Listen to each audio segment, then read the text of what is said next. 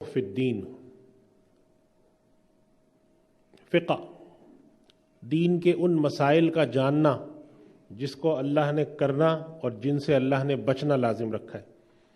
نماز، عبادات کے اندر نماز فرض ہے، روزہ فرض ہے، حج فرض ہے، زکوٰۃ فرض ہے، کس پر فرض ہے، کس کو کس حد تک گنجائش ہے، کس کے لیے کون سا عذر قبول ہے۔ پھر معاملات میں آ جائیں، حلال اور حرام کے مباحث ہیں، کاروبار کے اندر مباحث ہیں، کھانے پینے کی اشیاء میں مباحث ہیں، کیا ہم کھا سکتے ہیں، کیا نہیں کھا سکتے، کاروبار کیا کر سکتے ہیں، سود سے کیسے بچیں گے۔ یہ تمام جہات دین کے ان مسائل کی ہیں جن میں اللہ تعالیٰ نے کچھ کرنے کا حکم دیا ہے، کچھ نہ کرنے کا حکم دیا ہے۔ اور یہ کرنا کیا ضروری ہے اس کو جاننا، اور بچنا کس چیز سے ضروری ہے اس کو جاننا، یہ چیز کہلاتی ہے فقہ۔ چنانچہ فقہ کی تعریف میں علماء نے لکھا ہے معرفت النفس ما لہا وما علیہا۔